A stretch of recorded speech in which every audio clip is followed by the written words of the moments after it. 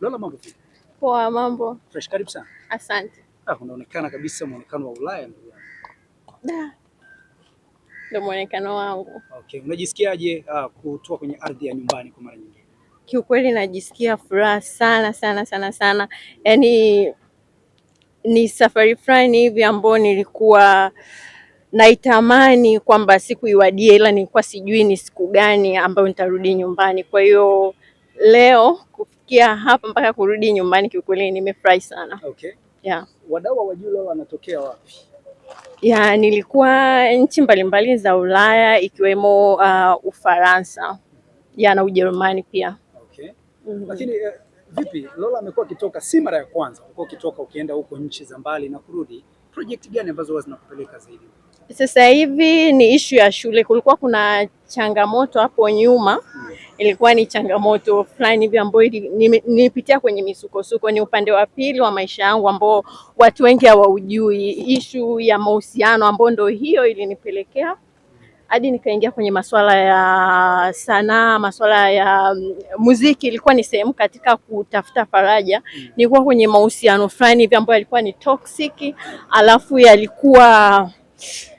yalikuwa yana domestic violence ndani yake. Kwa hiyo ni kitu fulani ambacho kilikuwa kinaniumiza sana, na katika harakati za kutafuta nafanyeje, najitoa vipi, ndo nikajikuta naingia kwenye masuala ya sanaa, kwenye mziki. Watu walikuwa hawajui, lakini ilikuwa ni sehemu mojawapo ya mimi kuongea. Nilikuwa naongea na kamera, nilikuwa sina mtu wa kuongea naye, kuelezea ni vitu gani ambavyo vinanisibu huko ndani, maana huyo mtu nilikuwa naishi naye. Kwa hiyo ila nashukuru Mungu mpaka sasa hivi hapa nimefika. Hiyo misukosuko ni hayo ndio yamenisababisha nimefika mpaka hapa nilipo. Okay, ni muda gani umetumia sasa hivi kuwepo huko?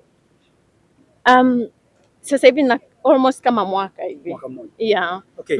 Kipindi hicho cha mwaka mmoja ambacho ulikuwa haupo Tanzania, kuna mambo mengi sana ambayo yalihappen hapa Lola, ambayo yanakuhusu pia, na nadhani leo tumepata nafasi nzuri, itakuwa vyema tukuulize kuhusu hili. Baada ya wewe kusafiri kwenda Ulaya, kuna mambo yalitokea kwa rafiki yako kipenzi kabisa Ebitoki. Kuna mambo yalitokea, akaumwa, akapotea, akawa anaandika vitu vya ajabu mitandaoni na nini. Mambo yakawa mengi, na miongoni mwa kauli zake alidai kwamba amelogwa. Amelogwa, na akaenda mbali sana na kukutaja wewe kuwa mhusika katika masuala ya magumu yake au shida alizokuwa anapitia. Tuweke wazi, ni kweli kwamba ulihusika katika kumchanganya Ebitoki na nini kilitokea? Kiukweli mimi mwenyewe nilikuwa surprise sana, kwa sababu hayo yote alikuwa anatokea, mimi sikuwepo, nilikuwa nipo nje, lakini the way alivyokuwa na ya address kama vile mimi nipo hapa, kwamba hicho kitu nakifanya au vitu vinavyoendelea. Maana alisema, nakumbuka aliandika kwamba nimemdumbukiza kwenye shimo nini, yani ni statement ambayo ilikuwa inaonyesha zaidi mimi nipo hapa, lakini mimi sikuwepo. Kwa hiyo ilikuja kwangu kama surprise, na muda huo anafanya hayo yote alikuwa anaishi kwangu, ambapo nilimuuliza kabisa mara ya kwanza wakati mimi naondoka naenda kwenye harakati zingine za maisha, kama yeye anaweza akaondoka mpaka siku mimi nikirudi harudi. Akaniambia kwamba yeye anahitaji bado kuendelea kukaa pale. Kwa hiyo mimi nimeondoka, amesema anaendelea kukaa, niko kule na napokea tu ni message na simu zake kunielezea wafanyakazi wangu pale ni wabaya, wafanyakazi wangu wananiibia, wafanyakazi wangu wananiroga, anatoa na ananiambia kwamba niwahi kurudi, nirudi huku fasta, kwa sababu yeye ananipenda na hataki kuona wale watu kwamba wananiloga. Mimi nilichokuwa namwambia kwamba Mwenyezi Mungu yupo na anaona, kama wanaloga waache waroge. Kama nimeandikiwa wafanyakazi wako wewe wanakuloga wewe. Ndio alikuwa anasema wafanyakazi wangu wananiloga, yani kwa lengo na hisi yeye alikuwa kwamba niwafukuze. Lakini mimi naye nikawa nafikiria hao watu wako pale muda mrefu. Unajua mimi nimeondoka, mimi sipo, lakini bado nawategemea. Kwa kitu ambacho mimi nilikuwa namjibu, asubiri kwanza hadi mimi mwenyewe nikirudi nitajua nafanya nini, kwa sababu alikuwa ananiambia karibia kila siku ni vitu vingi. Kwa kuona kwamba nalichokuwa nadai kwamba nimpatie yeye aisimamie hiyo sehemu yangu. Sasa mimi naye pia nikawa nawaza, huyu ni rafiki yangu ndio, na alikuja kwangu kipindi hicho alikuwa na matatizo kwamba huko kodi imefanya nini na nini, kwa anakuja kukaa kwa muda, alafu then baadaye mambo yake akishakaa sawa anaenda kuendelea na maisha yake. Kwa hiyo sasa ghafla tu hivyo kwamba yeye aje awe na nilia aongoze ende awe na niliwa pale, niko bado niko kwenye harakati ya kutafakari.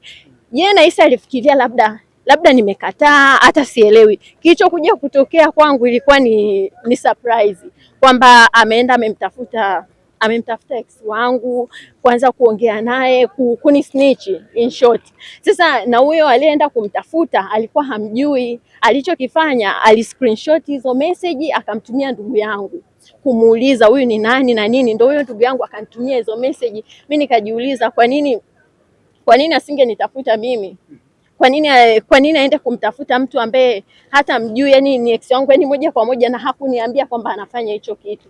Na design aliyokuwa anamtafuta ni kama kulikuwa anataka, kuna issue kwamba alikuwa anataka kwamba anadai mimi pale ile sehemu siwezi kuiongoza, kwamba anafanya vitu ambavyo sio, inadidimiza sehemu, yani kama yeye ndiye ana uwezo wa kuiendesha hiyo sehemu bila kujua kama ni mimi ndo mwenye nanili hiyo sehemu au ni huyo mtu, yani moja kwa moja kwa akili yake, kwa sababu huyo mtu alikuwa anazania yeye kwamba huyo mtu ndiye ananiwezesha mimi labda kuona kwamba mimi labda nasafiri au mimi na nanili.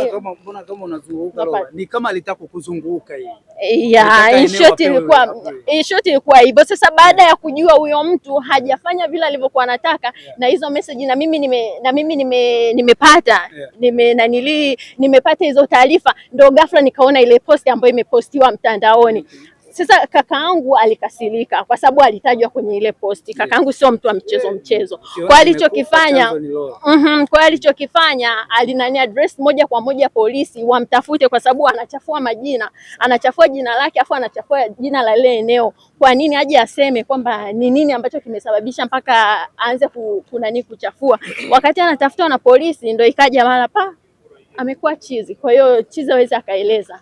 Kwa hiyo yani kwangu mimi kiukweli ilikuwa nilipigwa na butwa. Kwa hiyo nilikuwa sielewi kisa kamili ni nini na hadi leo. Na kilichokuja kunishangaza na kunisurprise zaidi ni kwamba kwa wakati huo akawa watu wengi walikuwa wanataka, kwa sababu ya muonekano wangu kwamba nina tattoo au nina nini na piercing. Kwa hiyo watu wakiniona wanahisi kama ni mtu fulani hivi anatumia vitu fulani. Kwa hiyo alivyo akachukulia akapita na huo upepo, akarekodi video moja ambayo nilikuja kuiona, kuna mtu alinitumia ana nani kama ni teja kabisa, unajua.